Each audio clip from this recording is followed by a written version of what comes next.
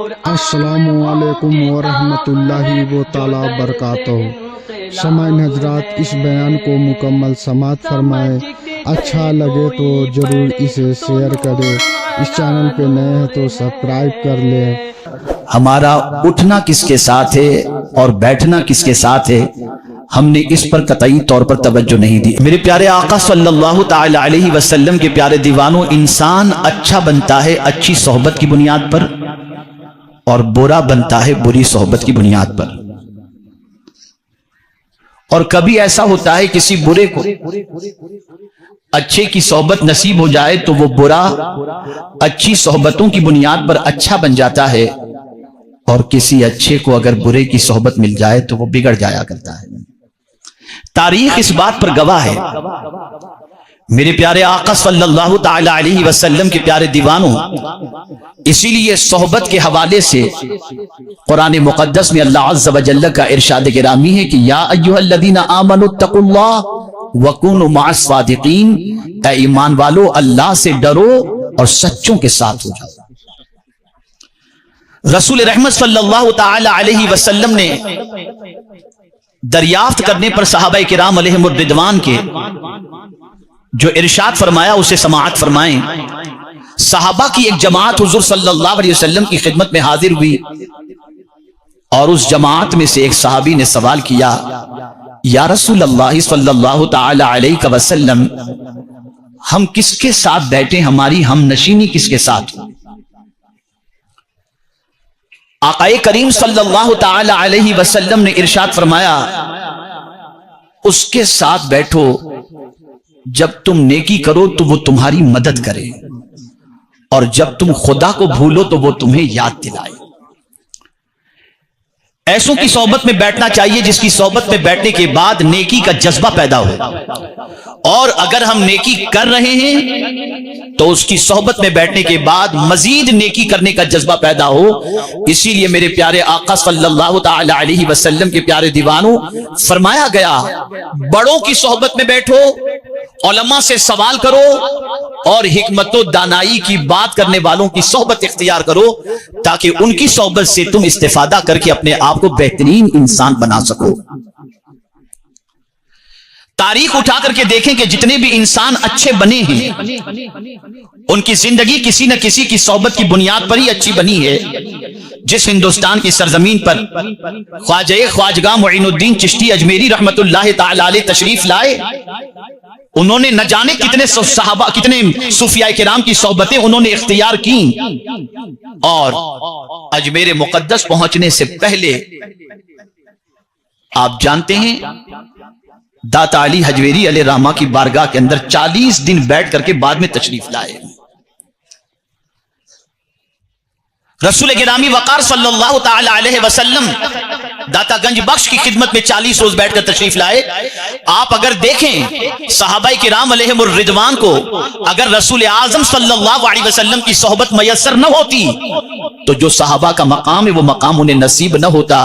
اسی لیے حضور صلی اللہ علیہ وسلم نے ان لوگوں کی زندگی جن کی زندگی صحبت رسول صلی اللہ علیہ وسلم سے پہلے کچھ اور تھی، اور مصطفیٰ پیارے صلی اللہ علیہ وسلم کی صحبت کے بعد جن کی زندگیوں میں انقلاب پیدا ہوا، اور آغوش اسلام میں قدم رکھنے کے بعد ان کی زندگی میں جو نکھار پیدا ہوا، اس کے حوالے سے حضور نے سارے صحابہ کے بارے میں فرمایا، اصحابی کالنجوم بأیہم اقتدیتم اہتدیتم، میرے صحابہ تاروں کی طرح ہیں، ان میں سے جس کی بھی پیروی کرو گے تم ہدایت پا جاؤ گے۔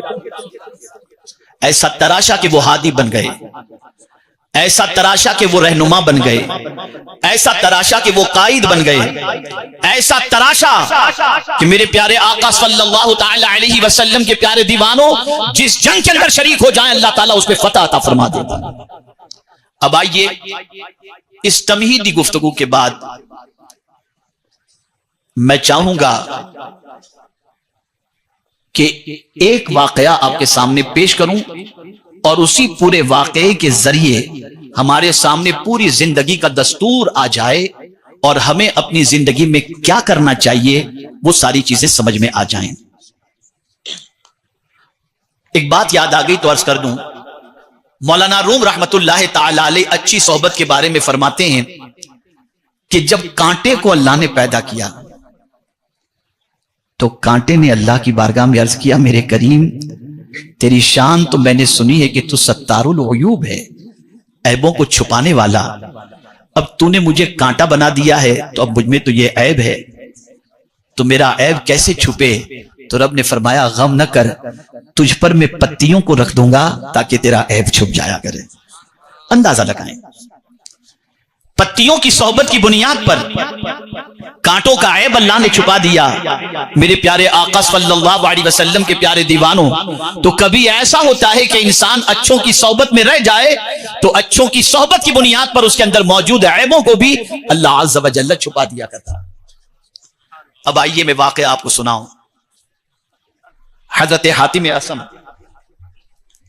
رضی اللہ تعالی عنہ، انہوں نے حضرت شفیق بلخی رحمت اللہ تعالی علیہ کی صحبت میں 30 سال گزارے۔ 30 سال تک حضرت شفیق بلخی رحمت اللہ تعالی علیہ کی صحبت میں حضرت حاتم اصم نے گزارے۔ کون ہے حضرت شفیق بلخی علیہ رحمہ؟ یہ 100-200 سال کے پرانے بزرگ نہیں، امام اعظم کے شاگرد ہیں۔ آپ کا وصال 2 روایتیں، ایک روایت 156 سال کی ہے، ایک روایت 194 ہجری کی ہے۔ آپ سوچئے 1200 ساڑھے 1200 سال پرانے بزرگ ہیں حضرت شفیق بلخی رحمت اللہ تعالی علیہ۔ ان کی صحبت میں حضرت حاتم اصم نے 30 سال گزارے۔ اب اصم کے معنی کیا ہوتا ہے؟ علماء تشریف فرمائیں، جو نہ سنتا ہو، بہرا ہو، اسے اصم کہتے ہیں۔ تو کیا حضرت حاتم کان سے سنتے نہیں تھے؟ سنتے تھے، لیکن یہ اصم لقب کیسے پڑھا؟ کیسے پڑھا جانتے ہیں آپ؟ ایک خاتون حضرت حاتم اصم کے پاس مسئلہ پوچھنے کے لیے آئی، اور مسئلہ پوچھنے سے پہلے اس کی ہوا خارج ہو گئی، اس لیے کہ ریح بولوں گا تو آپ سوچیں گے یہ کیا چیز ہوگی، تو ہوا خارج ہوئی، جس کی آواز آئی وہ شرمندہ ہوئی۔ تو حضرت حاتم اصم نے محسوس کیا کہ یہ خاتون شرمندہ ہو گئی ہے ہوا خارج ہونے کی بنیاد پر۔ پھر اس کے بعد اس نے سوال پوچھا، تو اس کی شرمندگی کو مٹانے اور اس عیب کو چھپانے کے لیے حضرت حاتم نے فرمایا ذرا زور سے بولو، ایسا کان پکڑ کے آپ نے فرمایا، تو اس کو اطمینان ہو گیا کہ میری ہوا خارج ہونے کو حضرت حاتم نے سنا نہیں ہے، اور اس کے بعد اس کے چہرے پر مسکراہٹ آ گئی۔ تب سے آپ کا نام حضرت حاتم اصم پڑ گیا۔ مزاج دیا حضرت حاتم اصم نے، ذلیل نہ کیا کرو، عیب چھپانا یہ اللہ کی سنت بھی ہے، مصطفیٰ کی سنت بھی ہے، اور اولیاء کی سنت کریمہ بھی ہے، اور ایمان کے شعبوں میں سے یہ چیز ہے۔ من ستر مؤمنا فقد سترہ اللہ فی الدنیا والآخرہ، جس نے کسی مومن کے عیب کو چھپایا اللہ دنیا اور آخرت میں اس کے عیب کو چھپائے گا۔ اس وجہ سے حضرت حاتم کا نام حاتم اصم پڑا، مشہور ہو گئے۔ اب سنیے، حضرت شفیق بلخی رحمت اللہ تعالی علیہ بہت بڑے بزرگ تھے، بہت بڑے بزرگ۔ اپنے زمانے کے اندر تصوف میں ان کو بڑا کمال حاصل تھا، بڑے بڑے زہاد اور بڑے بڑے فقیہ اور علماء آپ کی صحبت اختیار کیا کرتے تھے۔ ایک دن حضرت حاتم اصم سے حضرت شفیق بلخی رحمت اللہ تعالی علیہ نے پوچھا، اے حاتم، تم نے 30 سال میری صحبت اختیار کی، بتاؤ 30 سال میں تم نے کیا سیکھا؟ تو حضرت حاتم اصم نے کہا کہ حضور 30 سال آپ کی صحبت میں رہ کر میں نے 8 چیزیں سیکھی۔ اب جیسے انہوں نے 8 چیزیں کہیں تو حضرت شفیق بلخی رحمت اللہ تعالی علیہ فرماتے انا للہ و انا الیہ راجعون۔ پھر حضرت حاتم اصم سے فرمایا، اچھا بتاؤ وہ 8 باتیں تم نے کیا سیکھی؟ اب اسے غور سے سنیے گا تاکہ وہ آج کی نشست میں آپ بھی ان 8 باتوں کو دل و دماغ میں بٹھا کر یہاں سے اٹھیں، اور میں آخر میں ان 8 باتوں کے حوالے سے حضرت شفیق بلخی رحمت اللہ تعالی علیہ نے کیا فرمایا جب حضرت حاتم اصم نے عرض کیا کہ حضور یہ 8 باتیں میں نے سیکھی، تو اس کے جواب میں حضرت شفیق بلخی علیہ الرحمہ نے کیا فرمایا، یہ بات میں آخر میں آپ کے سامنے انشاءاللہ عرض کروں گا۔ حضرت شفیق بلخی رحمت اللہ تعالی علیہ نے فرمایا، حاتم بتاؤ وہ کون سی 8 باتیں تم نے سیکھی؟ اب پہلی بات فرماتے ہیں، عرض کرتے ہیں کہ حضور دنیا کے جتنے بھی محبوب ہیں، جتنے بھی محبت کرنے والے ہیں، چاہے وہ کسی بھی شکل کے اندر ہوں، میں نے دیکھا کہ ایک نہ ایک دن وہ ساتھ چھوڑ کر چلے جاتے ہیں۔ चाहे वो रिश्तेदार की शक्ल में हो, चाहे औलाद की शक्ल में हो, चाहे दोस्त की शक्ल में हो। एक वक्त आता है जब सब साथ छोड़ के चले जाते हैं, लेकिन मैंने एक बात आपकी सोहबत से सीखी, पहली बात कि सब साथ छोड़ देते हैं लेकिन नेक अमल साथ नहीं छोड़ता। और फिर उन्होंने कुरान शरीफ की आयत तिलावत की, लन यनफअकुम अरहामुकुम वला औलादुकुम यौमल क़ियामा औलादुकुम यफसिलु बैनकुम यौमल क़ियामा वल्लाहु बिमा तअमलून बसीर औ कमा क़ाल। अल्लाह इरशाद फरमाता है, जरूर जरूर हरगिज तुम्हें नफा नहीं पहुंचाएंगे।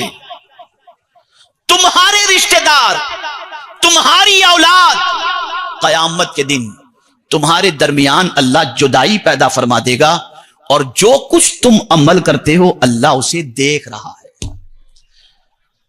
हजरत हातिम असम ने अर्ज किया कि हुजूर, आपकी सोहबत में रह करके मैंने यह सीखा कि सब साथ छोड़ देते हैं, अमल साथ नहीं छोड़ता। तो मैंने अपनी जिंदगी नेकियां करने के अंदर खर्च कर दी। अब सुबह भी नेकी की तौफीक अल्लाह से जो मिलती है वो करता हूं, रात भी अल्लाह की तौफीक से जो नेकी की तौफीक मिलती है वो करता हूं। यहां ये बात मैं आपको बता दूं, आज उम्मत मुस्लिमा पर नेकी गिरा होती जा रही है। गुनाह करने में तो मुसलमान जल्दी करता है, लेकिन नेकी करने में जल्दी नहीं करता। आकाए करीम सल्लल्लाहु अलैहि वसल्लम को इस बात का डर था, और इस बात को हुजूर जानते थे कि ऐसा जमाना आएगा। इसीलिए मेरे आका सल्लल्लाहु अलैहि वसल्लम ने फरमाया, बादिरु बिल अमाल सालिहा, नेकी करने में जल्दी करो। अन करीब ऐसा जमाना आएगा कि लोग रात को मोमिन होंगे, सुबह को काफिर हो जाएंगे, सुबह को मोमिन होंगे, शाम को काफिर हो जाएंगे। और आगे हुजूर सल्लल्लाहु अलैहि वसल्लम इरशाद फरमाते हैं, चंद रुपयों के लिए, चंद माल के लिए आदमी अपने दीन को बेच देगा। ऐसे जमाने के आने से पहले हुजूर फरमाते हैं, नेकी में जल्दी करो।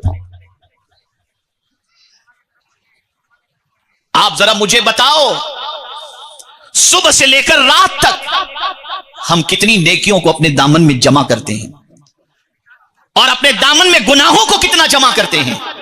हमारी तबीयत में नेकियों का शौक कितना है, तो हमारा विजदान अंदर से जवाब देगा। हमारी जिंदगी नेकी के सिलसिले में सुस्ती में गुजरती चली जाती है, और गुनाहों के सिलसिले में चुस्ती के अंदर गुजरती चली जाती है। कभी कभी ऐसा होता है, एक नेकी के एवज में बंदा बख्श दिया जाता है, और कभी ऐसा होता है कि नेकी और गुनाह के इक्वल होने के बाद बंदे को कोई कयामत में नेकी देता हुआ नजर नहीं आता। अब सुनिए आप, जो लोग नेकी को हल्का समझते हैं, मामूली समझते हैं, वो गौर से सुने। हजरत काब रदी अल्लाह तआला अन्हु फरमाते, तफसीर रूहुल बयान के अंदर यह मौजूद है, कयामत के दिन एक औरत के अमाल को तोला जाएगा, तो नेकी और गुनाह दोनों बराबर हो जाएंगे। अल्लाह कयामत में इरशाद फरमाएगा, मेरी बंदी कहीं से एक नेकी लेकर के आ जा ताकि तेरी बख्शिश हो जाए। वो औरत जिसको पूरा यकीन था कि दुनिया में मेरा बेटा कभी मेरी मामूली तकलीफ भी बर्दाश्त नहीं कर सकता था, आज मैं अगर मैदान महशर में अपने बेटे को पालूं तो मेरा बेटा जरूर मुझे एक नेकी अता करेगा। हजरत काब रदी अल्लाह तआला अन्हु फरमाते, मैदान महशर में वो तलाश करने निकलेगी अपने बेटे को, बेटा मिल जाएगा। मां अपने बेटे से कहेगी, मेरे बेटे, मेरी नेकियां और गुनाह दोनों इक्वल हो चुके हैं, एक नेकी मुझे दे दे ताकि तेरी मां की बख्शिश हो जाए। वो बेटा जो मां के सर के दर्द को बर्दाश्त नहीं कर सकता था, वो बेटा जो मां की आंख में कभी आंसू देखना गवारा नहीं करता था, वो बेटा जो मां को हमेशा मुस्कुराता हुआ देखना चाहता था, वही बेटा कयामत में जब मां कहेगी बेटा मुझे एक नेकी दे, तो बेटा कहेगा मां आज के दिन में तेरी कोई मदद नहीं कर सकता, इसलिए कि अभी मेरा ही हिसाब नहीं हुआ है। अब मार्च करेगी, मेरे लखते जिगर, 9 महीने तक मैंने तुझे अपने शिकम में उठा करके रखा, बेटे उसका वास्ता मुझे एक नेकी दे दे, तेरी मां जन्नत में चली जाएगी। बेटा कहेगा मां आज के दिन में तेरी कोई मदद नहीं कर सकता। मां कहेगी 2 साल तक मैंने तुझे दूध पिलाया, तेरी नजासतों को साफ किया, तेरे लिए मैंने रातें जाग जाग करके गुजारी हैं, मेरे बेटे मुझे एक नेकी अता कर दे। بیٹا کہے گا ماں آج کے دن میں تیری کوئی مدد نہیں کر سکتا. حضرت کعب رضی اللہ تعالیٰ عنہ فرماتے ہیں جو لوگ نیکی کو حقیر سمجھتے ہیں سن لیں قیامت میں کوئی بھی محبوب انہیں کام نہیں آ سکتا.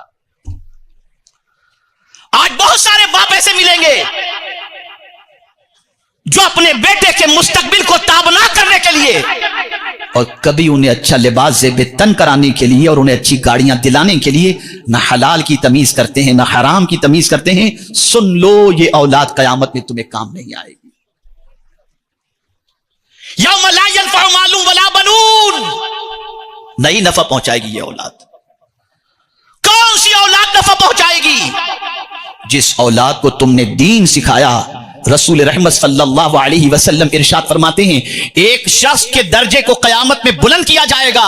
وہ عرض کرے گا مولا میری نیکیاں تو ایسی نہ تھیں کہ میرے درجے کو بلند کیا جاتا, میرے کریم بتا تو صحیح میرا درجہ کیوں بلند کیا جا رہا ہے. میرا رب ارشاد فرمائے گا تیرے دامن میں تو اتنی نیکیاں نہیں تھیں لیکن تو پیچھے جو تیری نیک اولاد چھوڑ کر کے آیا نا وہ تیرے لیے مغفرت کی دعا کرتا ہے جس کی وجہ سے آج تیرے درجے یہاں پر بلند ہو رہے ہیں. اپنی اولاد کو دین سے دور رکھنے والوں, دنیا دار اولاد مرنے کے بعد کام نہیں آئے گی. ارے یہ دنیا دار اولاد جو ہوتی ہے نا انہیں تو نماز جنازہ کی دعا بھی یاد نہیں ہوتی کہ تمہارے مرنے کے بعد تمہارے لیے مغفرت کی دعا بھی کر سکیں.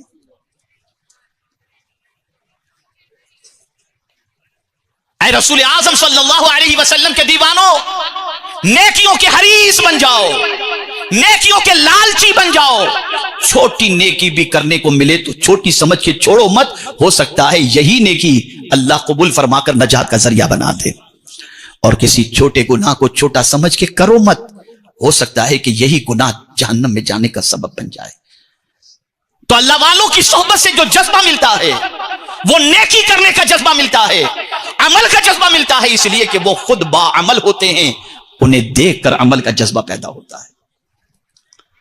تو حضرت حاتم اسم نے عرض کیا حضور میں نے پہلی بات جو سیکھی وہ یہ کہ سارے محبوب ایک وقت آتا ہے کہ ساتھ چھوڑ دیتے ہیں سوائے نیک عمل کے. آپ کی صحبت سے میں نے یہ پایا اور تب سے میں نیک عمل کی طرف اپنی توجہ کو مبذول کر رہا ہوں اور نیکیاں کرنے میں اپنی زندگی کو گزارنے کی کوشش کرتا ہوں. یہ پہلی بات. کیا آپ سمجھ گئے؟ سمجھ میں بات آئی؟ آج سے کیا کریں گے آپ؟ بولیے. کریں گے نہیں انشاءاللہ. کسی نیکی کو چھوٹی سمجھ کے چھوڑو مت, یہاں تک کہ سلام میں بھی پہل کیا کرو. یہ مت سوچنا کہ یہ میرا نوکر ہے اس کو میں کیوں سلام کروں, یہ مجھے سلام کرے. یہ میرا شاگرد ہے میں اسے کیوں سلام کروں, یہ مجھے سلام کرے. یہ میرا مرید ہے میں اسے سلام کیوں کروں, یہ مجھے سلام کرے. یہ نہیں کہ یہ میری بیوی ہے میں اسے سلام کیوں کروں, یہ مجھے سلام کرے. یہ میرا بچہ ہے میں اسے سلام کیوں کروں, یہ مجھے سلام کرے. نہیں, جو سلام میں پہل کرے گا وہ جنت میں بھی پہلے چلا جائے گا. نیکی میں پہل کرو. خود رسول رحمت صلی اللہ علیہ وسلم کے حوالے سے مدینے کے ننھے سے بچے کہتے ہیں ہم نے زندگی بھر یہ حسرت اپنے سینے میں جمائے رکھی کہ ہم حضور کو پہلے سلام کریں, لیکن خدا کی قسم کبھی حضور نے ہمیں پہلے سلام کا موقع ہی نہیں دیا, بلکہ مدینے کے تاجدار ہمیں سب سے پہلے شمائن حضرات, آپ بیان سن رہے ہیں علامہ شاکر حسین نوری صاحب کی. اس بیان کو مکمل سماعت فرمائیں اور آپ سبھی سے دلی گزارش ہے کہ کلیم صدیقی صاحب کے لیے اور قمر عثمان غنی صاحب کے لیے زیادہ سے زیادہ دعا کرے اور فلسطین اور غزہ کے لیے بھی زیادہ سے زیادہ دعا کرے. رب و تبارک و تعالی اپنے پیارے نبی صلی اللہ علیہ وسلم کے صدقہ طفیل میں انہیں غیب سے مدد عطا فرمائے. آمین ثم آمین یا رب العالمین.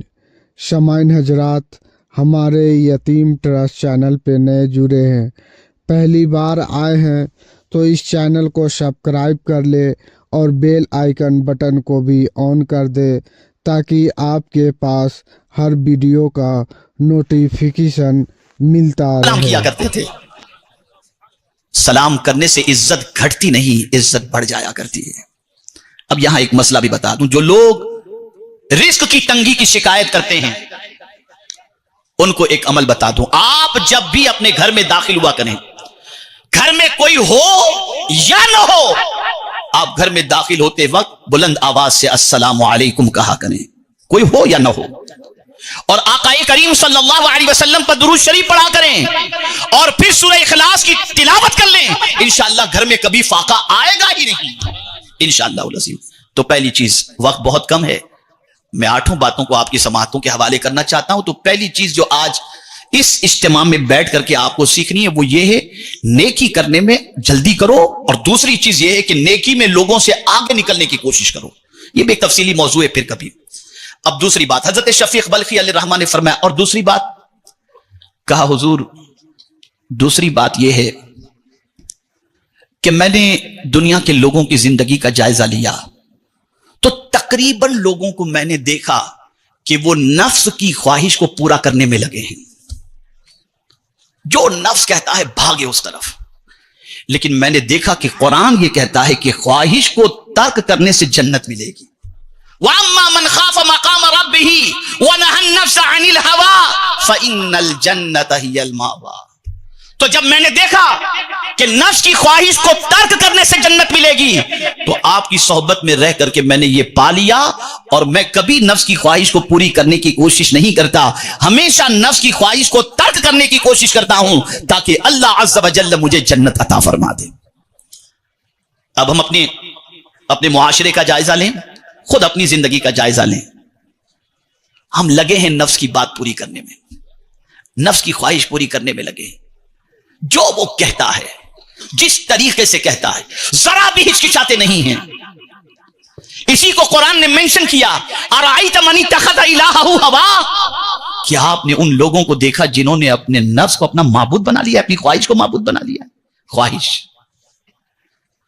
یہ خواہش کو معبود بنانا کیا، بس تھوڑا سمجھا دوں تاکہ یہ بات سمجھ میں آ جائے۔ خواہش کو معبود بنانے سے مراد یہ ہے کہ ہم تو کہتے ہیں اللہ ہمارا رب ہے، لیکن مانتے اللہ کی نہیں ہے، مانتے اپنے نفس کی ہے۔ تو ہم نے نفس کی مان کر، خواہش کی مان کر، ہم نے گویا یہ اعلان کر دیا کہ زبان سے تو کہتے ہیں اللہ ہمارا معبود ہے، لیکن بات نفس کی مان کر کے ہم عملی طور پر اس کو معبود بتاتے ہوئے نظر آ رہے ہیں۔ تو اگر جنت چاہیے تو جنت سستے میں نہیں ملے گی۔ ام حسبتم ان تدخلوا الجنہ، کیا تم نے گمان کر لیا ہے کہ جنت میں داخل ہو جاؤ گے؟ اتنا ایزی ہے، اتنے سستے میں جنت مل جائے گی؟ اور اگر اتنے سستے ہی میں جنت کے ملنے کا معاملہ ہوتا تو تاریخ اٹھا کر کے دیکھو، 40 سال تک عشاء کے وضو سے فجر کی نماز غوث پاک نہ پڑھتے۔ جنت بہت مشکلوں سے ملا کرتی ہے، اور آسان سا نسخہ قرآن نے بتا دیا، نفس کی خواہش کو ترک کرو، اللہ تمہیں جنت عطا فرما دے گا۔ تو حضرت حاتم اسم رضی اللہ المولا تبارک و تعالی عنہ نے عرض کیا کہ حضور، میں نے نفس کی پیروی کرنے کی بجائے میں نے نفس کی خواہش کو ترک کرنا یہ اپنی زندگی کا ماحول بنا لیا ہے، عادت بنا لی ہے، یہ میں نے پایا آپ کی صحبت کی بنیاد پر۔ تیسری بات، حضرت حاتم اسم رضی اللہ تعالی عنہ عرض کرتے ہیں، حضور میں نے لوگوں کو دیکھا کہ مال جمع کرنے میں لگے ہیں، گنتے رہتے ہیں، اور مال کو جمع کرنے کی پوزیشن یہ ہے کہ صبح سے لے کے رات اور رات سے لے کر صبح تک اس فکر کے اندر رہتے ہیں کہ 2 کا 20، 20 کا 200، 200 کا 2 لاکھ، یعنی مال بڑھتا ہی چلا جائے، بڑھتا ہی چلا جائے۔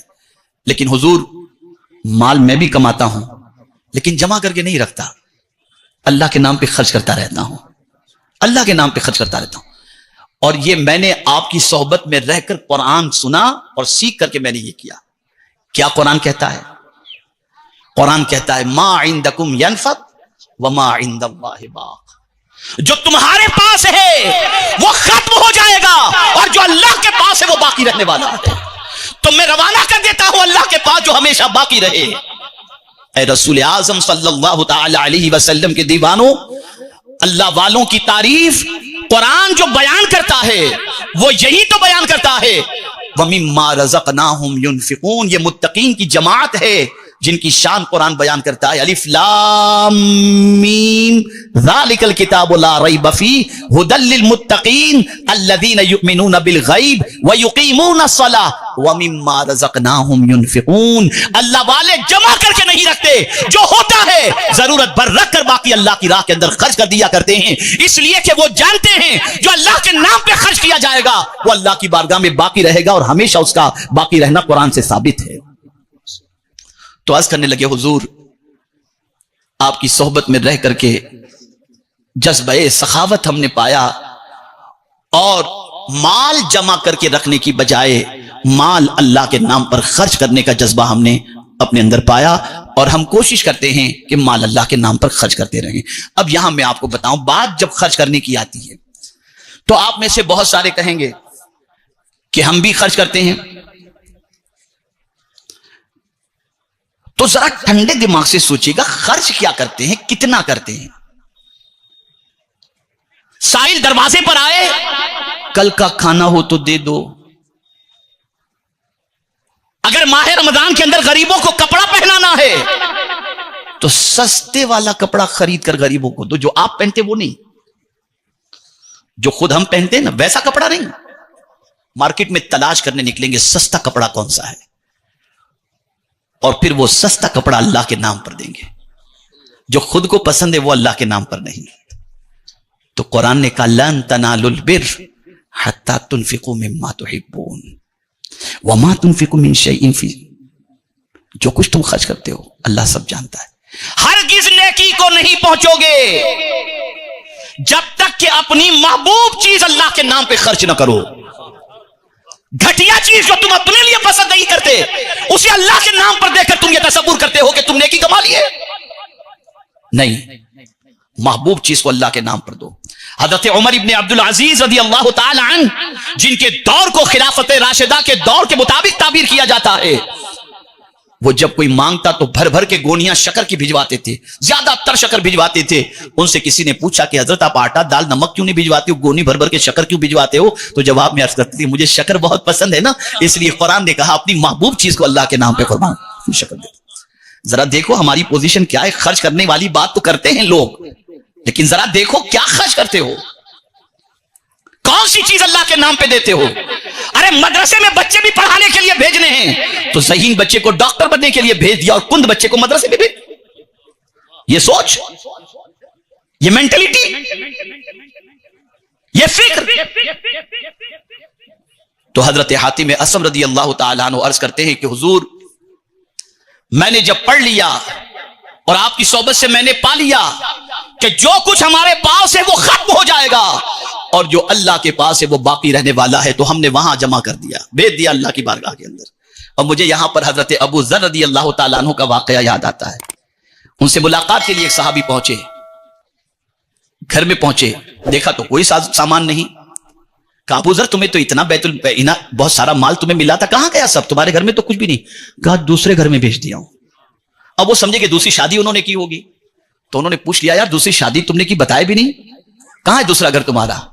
کہا آخرت ہے، آخرت ہے، وہاں کے لیے میں نے بھیج دیا، دوسری شادی وغیرہ نہیں کی، میں نے جو مال تھا سب آخرت کے لیے بھیج دیا. وہ جانتے تھے کہ آخرت میں کوئی کسی کے کام نہیں آئے گا، یہی کیا ہوا آخرت میں کام آئے گا، یہی کیا ہوا کام آئے گا. تو حضرت حاتم اسم نے عرض کیا کہ حضور میں نے یہ بات آپ کی صحبت میں رہ کر کے سیکھی. پھر حضرت شفیق بلخی علیہ الرحمٰن نے فرمایا چوتھی بات. تو عرض کرتے ہیں کہ حضور چوتھی بات میں نے یہ سیکھی کہ لوگ قبیلے کی وجہ سے، دولت کی وجہ سے، عزت شہرت کی وجہ سے اور جاہو حشم جو انہیں مرتبہ ملتا ہے اس مرتبے کو حاصل کر کے لوگوں نے اس میں عزت پانے کی کوشش کی. لوگ اس میں عزت حاصل کرنے کی کوشش کیے کہ قبیلے کی بنیاد پر عزت ملے، دولت کی بنیاد پر عزت ملے، مقام و مرتبے کی وجہ سے عزت ملے. لیکن آپ کی صحبت میں رہ کر کے میں نے یہ سیکھا کہ ان چیزوں میں عزت نہیں ہے. اللہ فرماتا ان اکرمکم عند اللہ اتقاکم، کہ بے شک تم میں اللہ کے نزدیک سب سے زیادہ عزت والا وہ ہے جو سب سے زیادہ اللہ سے ڈرنے والا ہے. تو حضرت جب میں نے دیکھا کہ ان چیزوں کے اندر عزت نہیں ہے، تقوی میں عزت ہے، تو میں نے زندگی اللہ سے ڈرنے کے اندر گزارنے کی کوشش کی. میں نے اللہ سے ڈرنے میں زندگی گزارنے کی کوشش کرتی. تو حضور یہ بھی آپ کی صحبت میں رہ کر کے میں نے سیکھا. تقویٰ کوئی معمولی چیز کا نام ہے. ایک ہے تقویٰ اور قربان جائیے ایک ہے اتقا. کون ہے اتقا؟ صدیق اکبر رضی اللہ تعالیٰ. اور انہیں اتقا کسی اور نے نہیں، قرآن نے کہا وَسَيُجَنَّبُهَا الْأَتْقَى. جسے قرآن اتقا کہے اس کے اتقا ہونے میں کیا شک ہو سکتا ہے؟ اور غوث پاک رضی اللہ تعالیٰ عنہ کی شان میں بھی اعلیٰ حضرت کیا کہتے ہیں؟ غوث اعظم امام التقا والنقا. کوئی بھی اس وقت تک ولی ہو ہی نہیں سکتا جب تک کہ اس کے اندر ایمان کے ساتھ تقوی کی دولت موجود نہ ہو. اس لیے کہ ولی کی ڈیفینیشن اللہ نے بیان فرمائی الذین آمنوا وکانوا یتقون. اور آج ہماری گلیوں کے چھوکرے لوگ کسی کو بھی دیکھا ولی بنا دیا. بہت پہنچے ہوئے بابا ہیں.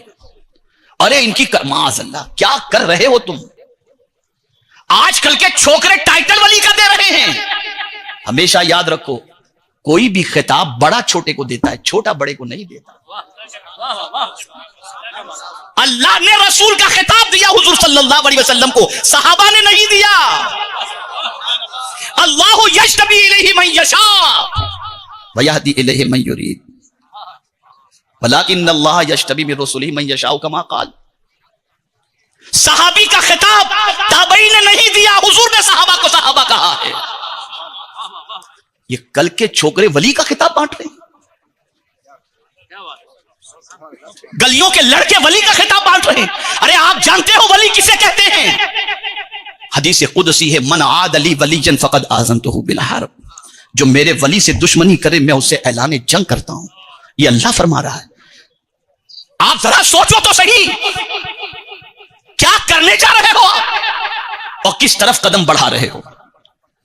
خبردار اپنی زبان کو لگام دو. کوئی بڑا لقب کسی کو دینے سے پہلے 50 مرتبہ سوچا کرو کہ تمہاری کیا حیثیت ہے اور تم کس کو کیا لقب دے رہے ہو. تقویٰ بہت بڑی دولت ہے. یہ جو کہا جاتا ہے کہ ولی کی چوکھٹ پر مراد پوری ہوتی ہے، ان کی دعائیں پوری ہوتی ہیں، ان کے یہاں سے کام بن جایا کرتا ہے، کس بنیاد پر؟ تقویٰ کی بنیاد پر. وہ متقی ہوتے ہیں اس لیے کہ قرآن کہتا ہے وَمَن يَتَّقِ اللَّهَ يَجْعَلْ لَهُ مِنْ أَمْرِهِ يُسْرًا. جو اللہ سے ڈرتا ہے اللہ اس کے سارے کام بنا دیا کرتا ہے. ولی متقی ہوتے ہیں. اور کسی ولی کو دیکھ لو، غوث پاک کا گھر جا کر کے دیکھ لو بغداد شریف میں کہاں تھا، کہاں ہے ذرا تلاش کر کے مجھے بتاؤ. چلیے وہاں نہیں جا سکتے بغداد شریف تو ہندوستان میں جا کے خواجہ کا محل کوئی بتا دے. خواجہ صاحب نے بتا دیا عزت مال و دولت اور جاہ و حشم ساری چیزیں اور یہ سارے سرمایے سے نہیں ملتی. میری زندگی دیکھو، میں نے تقوی اختیار کیا، اللہ نے مجھے عزت عطا فرما دیا. تو حضرت حاتم اسم نے کہا ان اکرمکم عند اللہ اتقاکم. پھر 5ویں بات کی طرف آئے کہ حضور میں نے دیکھا مال کی وجہ سے لوگ ایک دوسرے سے حسد کرتے ہیں.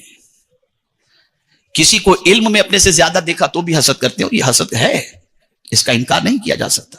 معاصرین کے اندر صاحب علم جو ہوتے ہیں ان کے درمیان حسد کا پایا جانا ممکن ہے، انکار نہیں اس کا، موجود ہے، اس کے بارے میں حدیث شریف موجود ہے. تو میں نے دیکھا کسی کے اندر علم کی وجہ سے حسد ہے، کسی کے اندر شہرت کی وجہ سے حسد ہے، کسی کے پاس دولت کی وجہ سے حسد ہے. پھر آپ کی صحبت میں رہ کر کے میں نے جب سیکھا تو میں نے حسد اپنے دل سے حسد دل میں لانے کی میں نے کوشش ہی نہیں کی، اس لیے کہ آپ کی صحبت میں رہ کر میں نے قرآن کی ایک آیت سنی اور وہ آیت یہ ہے نحن قسمنا بینہم معیشتہم. اللہ فرماتا ہے کہ ہم نے ان کے درمیان روزی تقسیم کی ہے، تو جب دینے والا خدا ہے تو میں کون ہوتا ہوں حسد کرنے والا؟ تو میں اللہ کی تقسیم پر راضی ہوں. مولا جسے چاہے جو عطا فرما دے، میں کون ہوتا ہوں حسد کرنے والا؟ تو جب مجھے پتا چلا دینے والی ذات خدا کی ہے تو میں نے کبھی کسی کے سلسلے میں حسد نہیں کیا، کسی کے سلسلے میں حسد نہیں کیا. یہ 5ویں بات ہوئی. میرے پیارے آقا صلی اللہ علیہ وسلم کے پیارے دیوانوں، اب یہاں ایک چیز میں آپ سے پوچھتا ہوں. اللہ کسی کو دینا چاہتا ہے اور آپ چاہتے ہیں کہ نہ پہنچے، کس کی چلے گی؟ آپ کی چلے گی یا خدا کی چلے گی؟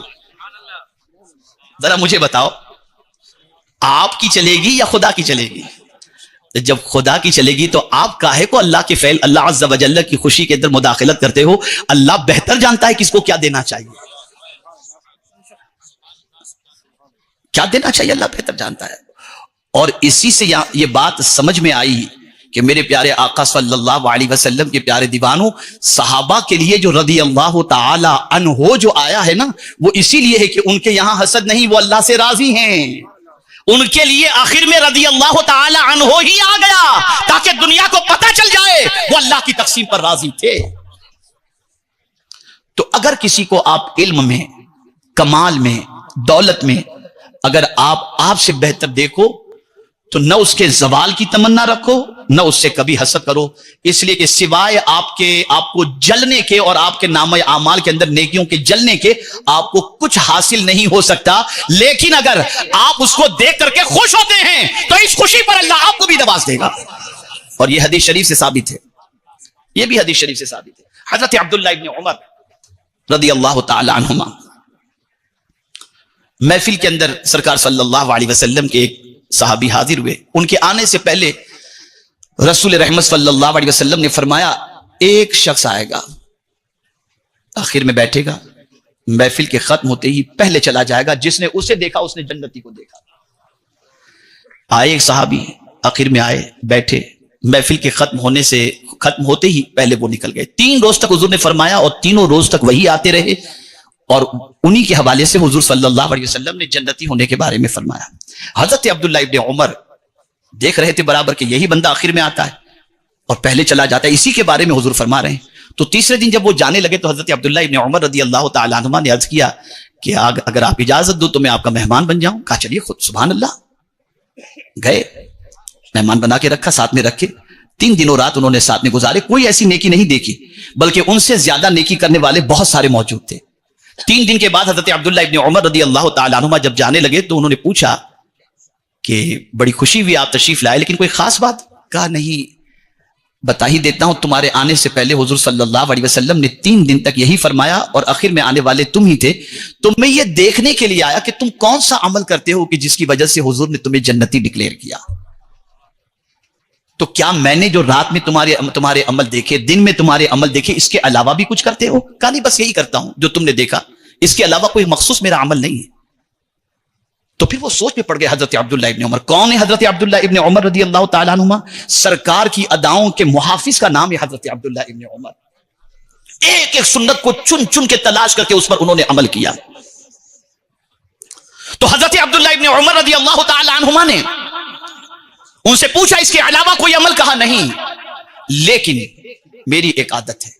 اب تم نے جب کہہ دیا کہ حضور صلی اللہ علیہ وسلم نے جنتی ڈکلیئر کیا تو بس میری ایک عادت ہے، ہو سکتا ہے شاید میرے آقا کو یہی عادت پسند ہو. کہا کیا عادت ہے؟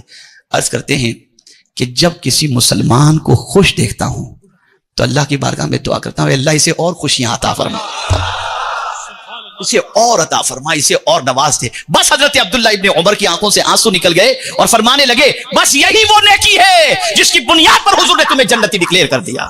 خدا کے گھر میں علی کی آمد ہے، خدا کے گھر میں شہادت ہے، علی کا نعرہ دلوں کی طاقت ہے، علی کا ذکر عبادت ہے، علی کا ذکر عبادت ہے. میری ملت کے نوجوان سنو، علی ہے بولتا قرآن سنو، حیدر مولا